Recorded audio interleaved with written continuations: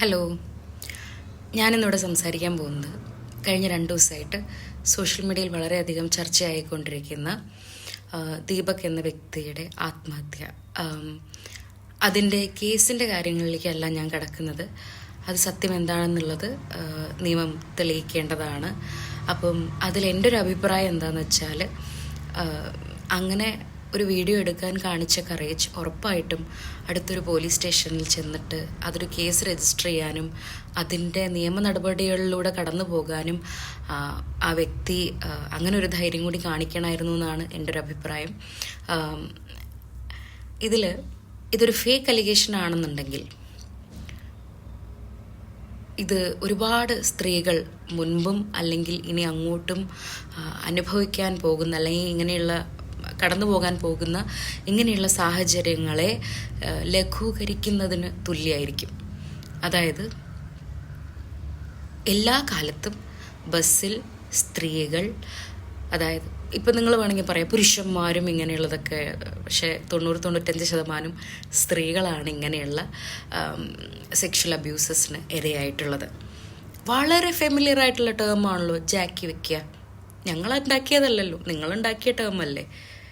അപ്പോൾ ഇങ്ങനെയുള്ള ഒരുപാട് ടേംസ്, അതായത് അങ്ങനെയുള്ള ഭയങ്കര എൻ്റെ ആണത്തം ഇതാക്കാൻ വേണ്ടി ഞാൻ ബസ് കയറി ആ പെണ്ണിനെ ജാക്കി വെച്ചടാ എന്ന് വന്ന് പറയുമ്പോൾ കിട്ടുന്നൊരു ഉന്മാദം എന്താണെന്ന് എനിക്കറിയില്ല.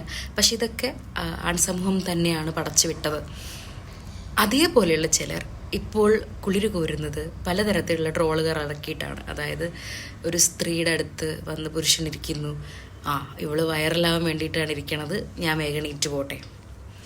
അടുത്തത്, എനിക്ക് കുടുംബമുണ്ട്, കുട്ടികളുണ്ട്, നീ കാരണം എനിക്ക് ആത്മഹത്യ ചെയ്യാൻ പറ്റില്ല. അടുത്തത്, മരിച്ച വ്യക്തിയുടെ ഫാമിലിയുടെ എല്ലാവിധ സങ്കടങ്ങളിലും അല്ലെങ്കിൽ അവരോടൊപ്പം തന്നെയാണ്, അവർക്ക് ഉള്ള കണ്ടോളസൻസ് ഞാൻ അറിയിക്കുകയാണ്. പക്ഷേ ഈ ഒരു സിറ്റുവേഷൻ ലഘൂകരിച്ച് കണ്ടുകൊണ്ട് ഇതിനെ മുതലെടുക്കുന്ന ചില ആളുകളുണ്ട്. അത് സർക്കാസ്റ്റിക്കലി ആണെങ്കിലും അല്ലെങ്കിലും ഞാൻ പറഞ്ഞ പോലെ ഇതൊരു ട്രോമയായി മാറിയ ഒരുപാട് പേരുണ്ട്. ഈ സെക്സ് എഡ്യൂക്കേഷൻ എന്ന് പറഞ്ഞിട്ടുള്ളൊരു മൂവിയുണ്ട്, അതിലൊരു സീനുണ്ട്. അതിൽ ഒരു ആക്ട്രസ് ഒരു ബസ്സിൽ കയറുമ്പം അവരനുഭവിക്കുന്ന ഒരു ഇതും അതിനുശേഷം അവർക്ക് അതൊന്ന് പുറത്ത് കിടക്കാൻ പറ്റാതിരിക്കുകയും പിന്നീട് അവരുടെ ഫ്രണ്ട്സ് സപ്പോർട്ട് ചെയ്യുന്നതുമായിട്ടുള്ളൊരു ഒരു എപ്പിസോഡിൽ അങ്ങനെ ഒരു ഇത് വരുന്നുണ്ട്. സെക്സ് എഡ്യൂക്കേഷൻ സീരീസ് കണ്ടവർക്കത് മനസ്സിലാവും. 2nd സീസൺ ആണെന്ന് തോന്നുന്നു. അപ്പം ഇതേപോലുള്ള ഒരു അനുഭവത്തിലൂടെങ്കിലും കടന്നു പോകാത്ത സ്ത്രീകൾ വളരെ വളരെ കുറവാണ്.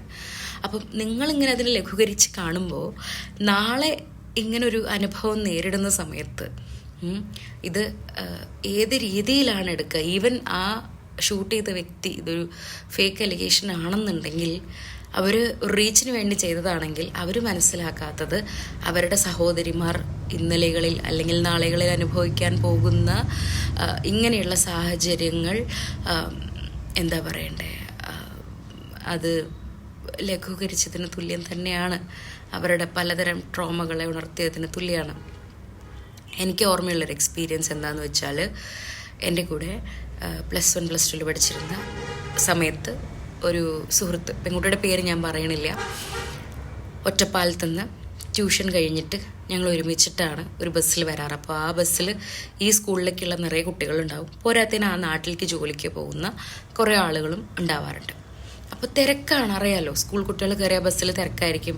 നമ്മൾ തിരക്കി നമ്മൾ പിന്നിലേക്ക് ആക്കപ്പെടും, അങ്ങനെ ആയിപ്പോവും. ആ സമയത്ത് ഈ കുഞ്ഞ്, ഈ എൻ്റെ ഫ്രണ്ട്, അവൾ ബസ് ഇറങ്ങിയതിന് ഷാക്കിലേന്ന് വിളിച്ചു. എന്നിട്ട് എൻ്റെ കൈ പിടിച്ചിട്ട് അവൾ ഒറ്റ ശ്വാസത്തിൽ എന്ന് പറയണ പോലെ, അതായത് ആ സ്കൂളിൻ്റെ ഗ്രൗണ്ട് ഭയങ്കര വലുതാണ്, അത് കടന്നിട്ട് വേണം ഞങ്ങളുടെ +1 +2 സെഷനിലേക്ക് പോകാൻ. ഇവള് ആ ഗ്രൗണ്ട് ഒരു ഓടിയിട്ടുണ്ട്, എൻ്റെ കൈയും പിടിച്ച് എന്നെയും പിടിച്ചിട്ട്. അവൾ ഞങ്ങളുടെ ഗേൾസ് റെസ്റ്റ് റൂമിൽ കയറി അവൾ എന്നെ ടൈറ്റായിട്ട് ഹഗ് ചെയ്തു. എന്നിട്ട് അവൾ എന്നോട് പറഞ്ഞു, എനിക്കിവിടെ സേഫായിട്ട് തോന്നുന്നില്ല അഖില, സംബഡി പ്രസ്ഡ് മൈ ബൂബ്സ്. എനിക്ക് എന്താ ചെയ്യേണ്ടതെന്ന് അറിയണില്ല, ഇത് ഞാൻ ആരോടാ പറയണ്ടേന്ന് അറിയണില്ല. ഞങ്ങൾ രണ്ടുപേരും ഒരേ പ്രായമാണ്, ഇതിനോട് എങ്ങനെ പ്രതികരിക്കേണ്ടതെന്ന് എനിക്കും അറിയില്ല. എനിക്കിത് വീട്ടിൽ പറയാൻ പറ്റില്ല. ആ കുഞ്ഞ് പറഞ്ഞ കാര്യങ്ങളാണ്. എനിക്കിപ്പോഴും ഉറപ്പുണ്ട്, ഇന്നിപ്പോൾ അവൾക്കൊരു 31 വയസ്സായിട്ടുണ്ടെങ്കിലും ഇന്നും അവളുടെ ഉള്ളിൽ ആ എക്സ്പീരിയൻസ് അവിടെ തന്നെ കിടക്കുന്നുണ്ടാവും. ഇതേപോലെ എൻ്റെ അമ്മയുടെ പ്രായമുള്ള, അമ്മൂമ്മയുടെ പ്രായമുള്ള, അല്ലെങ്കിൽ വളരെ ചെറിയ കുട്ടികൾ ഒക്കെ ഒരുപാട് അനുഭവങ്ങൾ ബസ്സിൽ നിന്ന് നേരിട്ടിട്ടുണ്ട്. അപ്പോൾ ഇങ്ങനത്തെ ഫേക്ക് അലിഗേഷൻസ് ഉണ്ടാക്കുന്നവരാണെങ്കിലും ഇത് സർക്കാസ്റ്റിക്കലി ട്രോൾ ചെയ്യുന്നവരാണെങ്കിലും ദയവ് ഇത് മനസ്സിലാക്കുക. ഇങ്ങനത്തെ അനുഭവങ്ങളിലൂടെ കടന്നുപോയവർക്ക് ഇതൊരിക്കലും ഒരു തമാശയായിട്ട് അംഗീകരിക്കാൻ വേണ്ടിയിട്ട് സാധിക്കില്ല. അപ്പോൾ കുറച്ചുകൂടി സെൻസിബിളായിട്ട് നമ്മുടെ സൊസൈറ്റി പെരുമാറേണ്ടിയിരിക്കുന്നു ഒരുപാട് കാര്യങ്ങളിൽ. അത്രയേ ഉള്ളൂ. Thank you.